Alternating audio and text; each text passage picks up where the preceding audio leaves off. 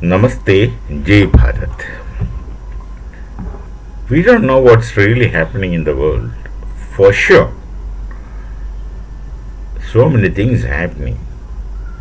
There's a tariff war between the US and China.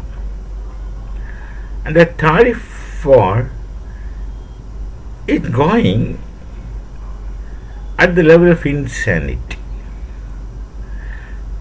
China, of course, is rich. They call themselves the second richest country, but they're very immensely rich, and they have not really struggled to become that rich.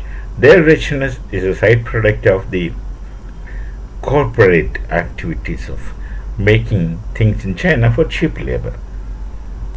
And the US, on the other hand, is democratic and standing democracy.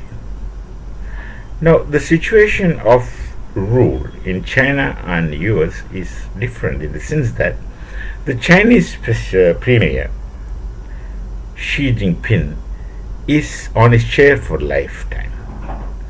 The Communist Party of China, because they are the dictators of China, had made him permanent premier, or he shall be the supremest authority in China for life. Whereas the US is a democracy, and elected president is elected for a given period of time. Afterwards, it's not necessary that they should come back to power, and it's not usually they don't come back to power. It's hardly the case that the person is re-elected, because there's always the anti-rule sentiments and the opposition parties at action, and these people in politics will do anything to capture power.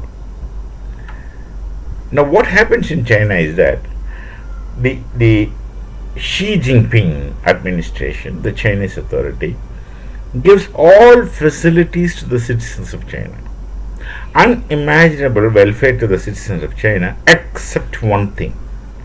They have everything in China except one thing. That one thing is called freedom.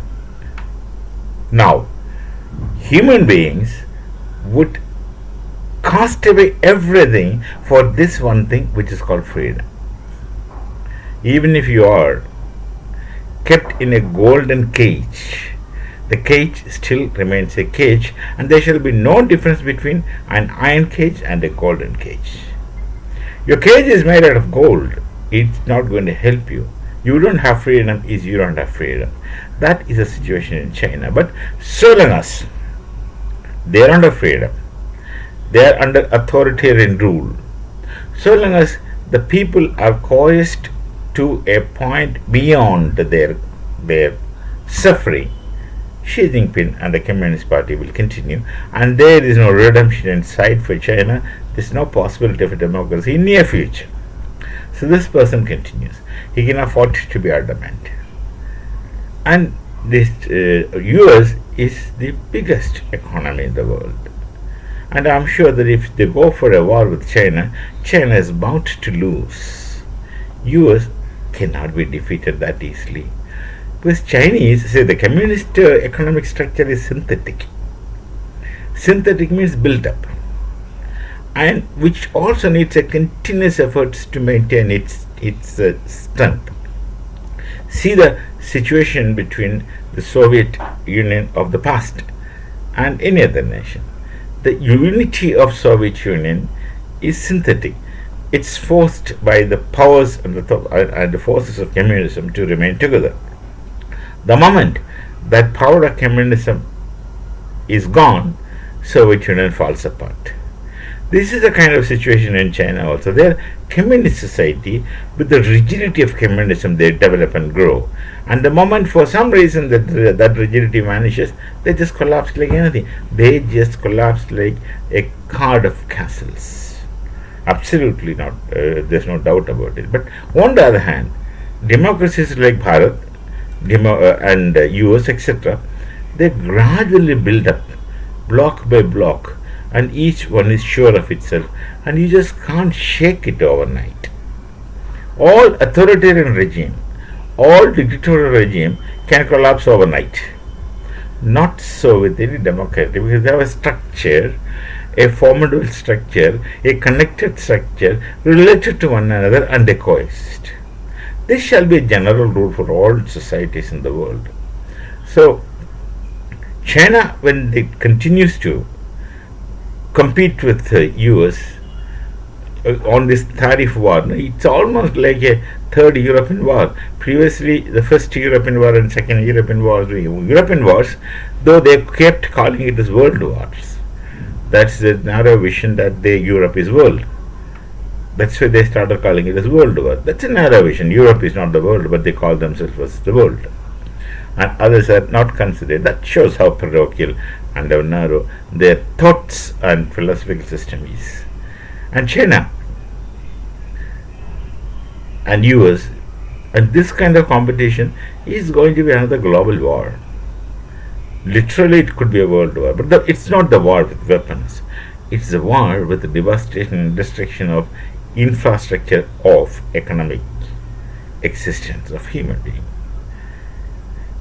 See, the tariffs getting imposed in every half an hour, it could change. And the situation is volatile. Situation is in a great flux. You're not sure. That from 100, by the time I talk, the tariff can go up or come down. They both are imposing tariff to one another. So what happens is that everyone in the world has to take the suffering in their own manner. Maybe a little harsh, maybe not so harsh, but nonetheless, everyone has to lose something. Stock markets will shake, swing until they get settled. After some time, time is a criteria here. So they have to settle, and they cannot settle because nothing is certain. With this loose ground, a castle cannot be built on it. And when they build a castle, it's like a castle of cards. Why US is after China is obvious. Because China, like nation, when it becomes rich, they will start throwing around their weight, and they're absolutely unscrupulous about the others. It's something like this was a condition with Hitler had been moving forward with his strength. He didn't bother about anyone else. He just bothered of his people. Hitler, of course, is different from Chinese situation of communism. Hitler was genuinely concerned about his people. His people means the kind of Nordic Aryan race which he envisaged, which is non-existent. There is nothing like Aryan race, and that's naturally there is nothing like Nordic Aryans. That's an improvisation which Hitler introduced into the concept of the Aryan concept, which was initiated to popularity by none other than Max Muller-Michaelis Compendium. That's a different story altogether. So Hitler would do anything for his people, not for anyone else, for his people. Aryan people, he considers Nordic Aryans the most purest kind of race, according to the belief of Hitler. But China wouldn't even do that. They would look after their authority, their power. So long as they can be authority, they can maintain their authority and power. They would do for that. The people are less cared for. Otherwise, the attitude, as far as the result or the impact is almost the same. An authoritarian Germany and an authoritarian China. So, China is in any case a threat to the peaceful existence of the world. No matter who argues that they can counter the juxtapose US, they can't just juxtapose Europe. Juxtapose the US. They can't. So this sanction war is going on. And now, additional to that, the US is after Iran. Tomorrow, if I'm not wrong, they shall have a discussion about the absolute nuclear disarmament. Iran has got these nuclear policies. And the uranium enrichment program. Trump wants the whole thing to be abandoned. Obviously, even I would say, or everyone would say, that Iran is not a trusted person to have weapons like nuclear, because they can do anything and everything. They are the people who do proxy war. Without getting a scratch on their body, you make someone else dance by giving money, food, whatever. So this is going to be a discussion of complete disarmament. And China is buying oil from Iran, which is already sanctioned by US. US sanction is there. China actually gives promises to people that don't bother, we are behind you. Now those forces whom others trust as behind me, when they are disturbed, let's see how can Iran stand, or any such nation who backs on China can stand. That is where the Donald Trump's striking with hammer. If you destabilize China economically, other things of course is not our concern. If China is weakened, this Chinese support searches, those who need Chinese support for another kind of devastation will have to obey, will have to succumb.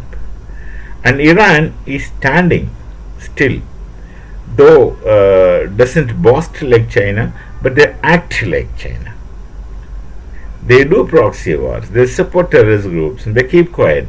They don't answer questions. They're not ready to negotiate directly. They wanted a mediator to negotiate, but such things are gone there. I think tomorrow they're going to sit for direct talks. If Iran is not willing for a complete nuclear disarmament, including all their programs of enrichment of enrichment of uranium, they depend on China, and when China is already shaky, Iran will have to be shaky. So they have to give in to the US talks. This is what the situation is now.